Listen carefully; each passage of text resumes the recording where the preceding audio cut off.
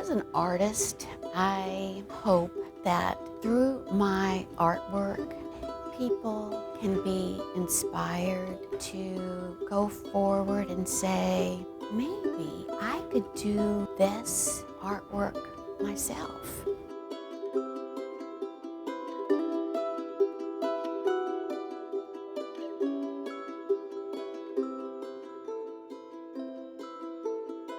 My name is Terri Pulley. My company is Lone Talisman Eclectic Artistry. I was invited to compose a design for the Lexington Library main branch Foucault pendulum floor. When you go into a process for a commission, you're asked to produce a design. The design process took about 6 months. I looked up a lot of maps and antique maps of the oceans, antique maps of the United States, the Western Hemisphere, and then with all that in my little creative brain, I came up with a drawing which I presented to the library. My studio is in Mount Sterling, Kentucky. I utilized the Gateway Regional Art Studio for this particular project because it was such a large project. We worked on the project 6 hours a day, and by we, I had a studio manager, my friend Gail Baskey, and so we would come in and work 6 straight hours at a waist-high table, cutting glass, piecing. It's very time-consuming, tedious work. We love it. Building a mosaic is comparable to working a jigsaw puzzle, but you make your own pieces. We have a huge pattern that we lay out, provided by an engineering firm, so it's accurate to the size of the Foucault pendulum floor. I lay that out on tables, sections at a time. Then we begin the puzzle building. There are approximately 45 to 65,000 cut pieces of glass. It's stained glass, what I order from wholesale manufacturers.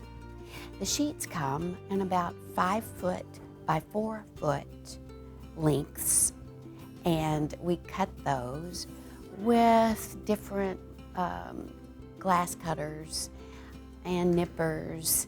We grind the edges with a grinder so the edges won't be sharp. In building a mosaic, you start one piece at a time and pretty much go from left to right. In doing this, every piece laid next to each other is its own individual shape, and you cut the piece to fit the shape in front of it. And then while you're doing that piece, you're also thinking about the piece that's going to come after it, to break up the pieces and give the whole mosaic a flow. Mosaic is an ancient craft. Most of the mosaics that we know of in the world today are from ancient Greece, Roman. Everybody knows the famous mosaics of Pompeii, but more than that, the mosaics in Turkey, Afghanistan, and even as far away as China, believe it or not. Are they professionals? I think so. It took from March until the 1st of October to build the basic pattern. We glue them temporarily to a backing. Then, as we complete the sections, we cut the sections apart, transport them here to the library, and then we put the whole puzzle back together again.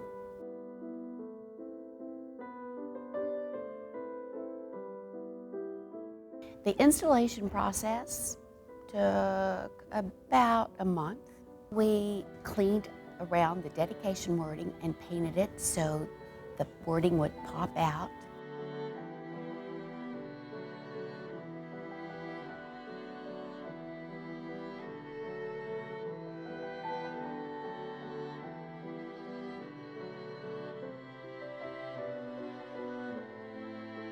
We also adhered stained glass to the lighting strips to make them sparkle.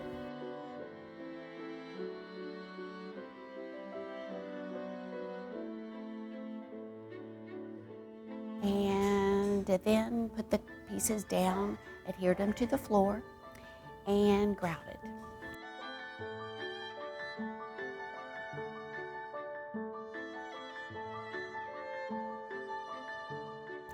Now, grouting is the dirty little secret of mosaics. It takes a while. It also takes a lot of cleaning.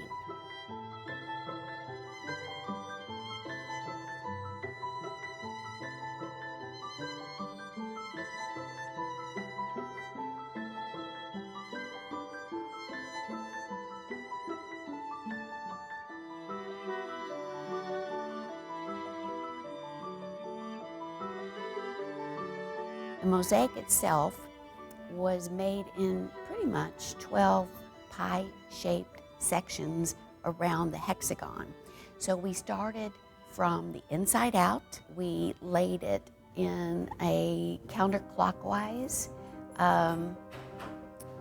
direction, and then we installed the compass rose.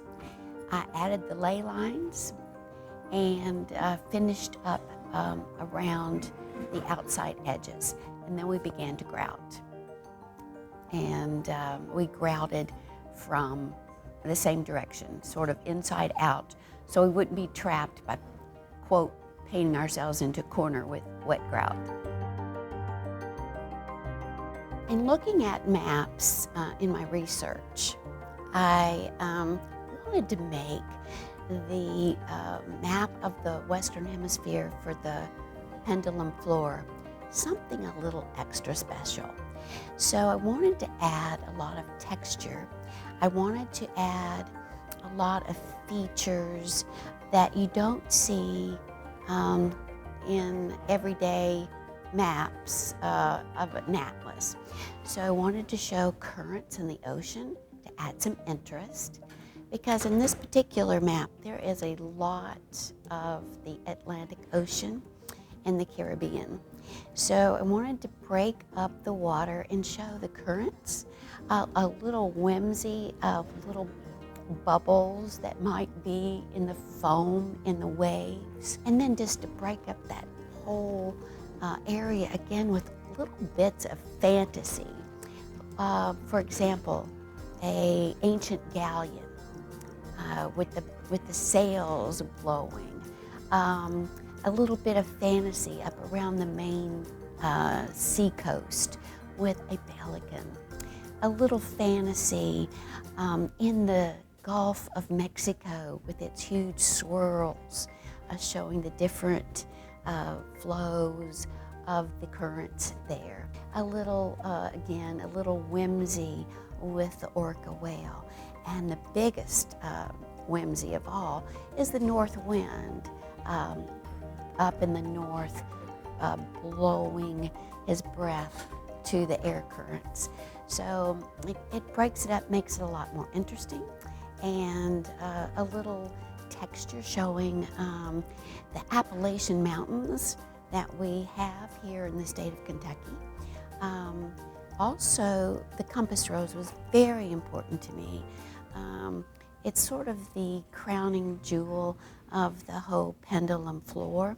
So in the directional or ley lines of that compass rose, I added a little spark of the amber glass to lead your eye up again to the compass rose and the Kentucky quarter in the middle, which represents Lexington. You can't stop when you start something. You need to finish it. The whole installation went fairly smoothly, though at one point one of our pie-shaped sections was dropped, and thank goodness we had tile tape on the top of it because the whole substrate fell out.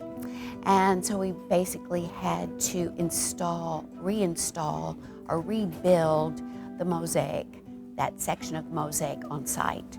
So that was a big hiccup. Gail and I kind of looked at each other and slapped our foreheads and took a deep breath and went, oh, okay, let's rebuild it, which we did. Of course, anytime that you're doing a public installation, the people are fascinated by what you're doing and they really want to know all about it.